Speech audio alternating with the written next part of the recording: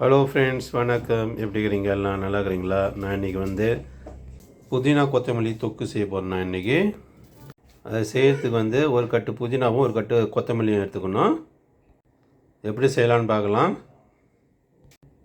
இந்த தொக்குலேயே புதினா கொத்தமல்லி சாதம் எப்படி செய்யலான்னு பார்க்கலாம்.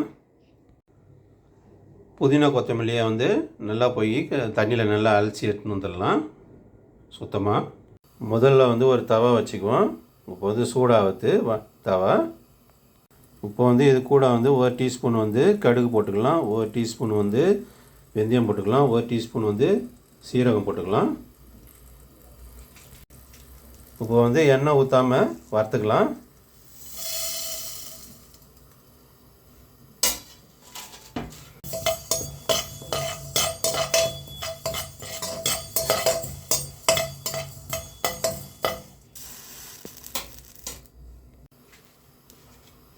இப்போ பொரிட்டோம். கொஞ்சம்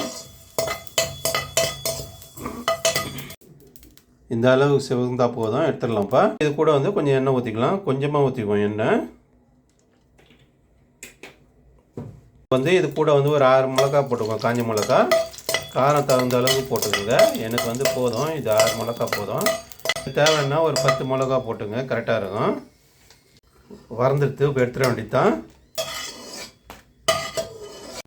இப்போ இது கூட ஒரு 5 சின்ன வெங்காயமும் ஒரு 6 பெரிய பூண்டு போட்டுக்குவோம்.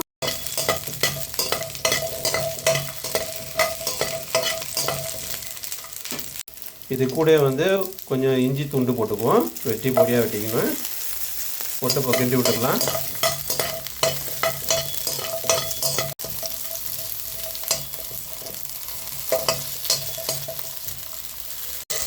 இந்த அளவு வதங்கினா போதும். இப்போ எடுத்துடலாம் இதை.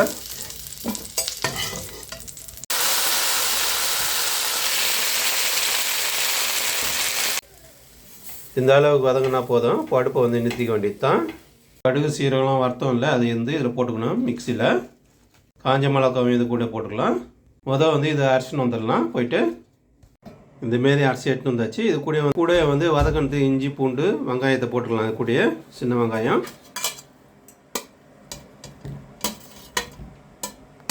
இப்போ இதை போட்டு அரைச்சின்னு வந்துடலாம். எல்லாத்தையும் ஒன்றா அரைச்சின்னு வந்தாச்சு. இப்போ இது கூட புதினா கொத்தமல்லியும் போட்டுக்குவோம். வதக்கி வச்சோம்ல, அது இதில் போட்டுக்கலாம். நான் கொஞ்சம் கொஞ்சமாக தான் போட்டு அரைக்க போகிறேன். கூட ஒரு எலுமிச்சம்பழம் சைஸ்க்கு புளி ஊற வச்சு இதுமாரி வச்சுக்கணும், தண்ணியில் ஊற்றி. இது கூட இந்த புளியை போட்டுக்கலாம். அது கூட போட்டு அரைச்சிக்க வேண்டியதான். ஒரு டீஸ்பூன் அளவுக்கு உப்பு போட்டுக்குவோம்.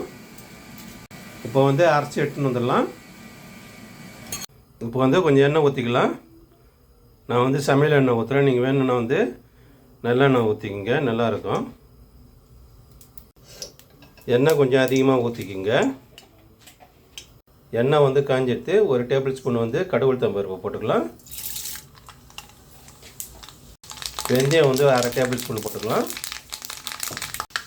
சீரகம் 1 டேபிள் ஸ்பூன் போட்டுக்கலாம். ஒரு முழு பூண்டு வெட்டி வச்சுக்கிறேன், போட்டுக்கலாம். இப்போ இது கூட ஒரு கொத்து கருவேப்பிலை போட்டுக்குவோம். போட்டு வதக்கி விட்டுக்கலாம். இப்போ நேரத்தில் 1/4 டீஸ்பூன் மஞ்சள்தூள் போட்டுக்கலாம்.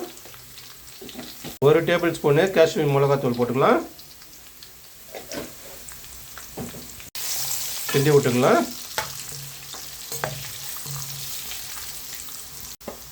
அனலை குறைச்சி வச்சுக்கலாம். இப்போ அரைச்ச சாந்தை போட்டுக்கலாம். அதில்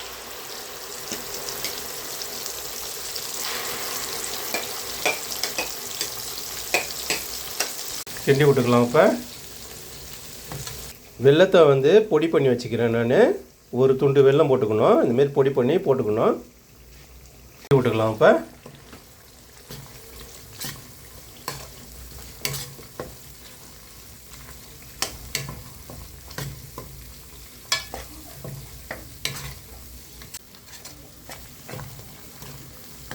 நல்லா தொக்கு நல்லா சுருண்டு வரட்டும்.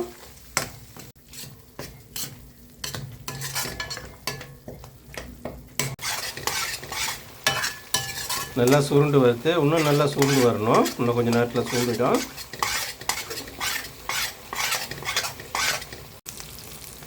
இந்தமாரி வந்து எண்ணெய் பிரிஞ்சு வரணும் நல்லா.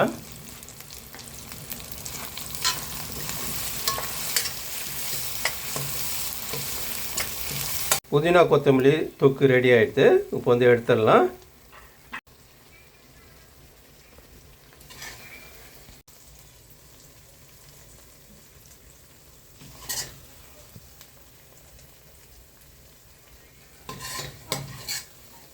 நம்ம கொஞ்சம் இது தொக்கு எடுத்து வச்சிட்டோம். இப்போ இருக்கிற வந்து இதுலேயே வந்து சாப்பாடை போட்டு கிண்டிக்கலாம். நம்ம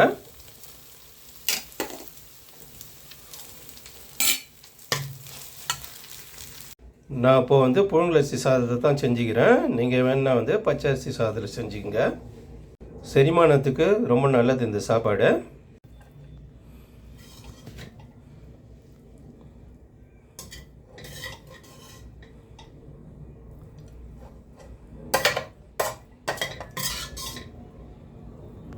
புதினா கொத்தமல்லி தொக்கு ரெடி ஆகிடுது.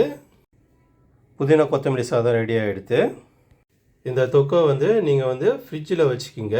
ஒரு பாட்டிலில் போட்டு ஸ்டோர் பண்ணி வச்சுக்கிங்க. ஒரு வாரத்துக்கு வச்சுன்னு நல்லா சாப்பிட்லாம். இதை கொஞ்சம் கொஞ்சமாக சாப்பிடும் போது எடுத்து வச்சு சாப்பிடுங்க.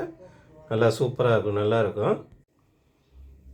இதேமாரி செஞ்சு பாருங்கள். எப்படி இருக்குதுன்னு கமெண்ட்டில் சொல்லுங்கள். லைக் பண்ணுங்கள், ஷேர் பண்ணுங்கள், சப்ஸ்கிரைப் பண்ணுங்கள்.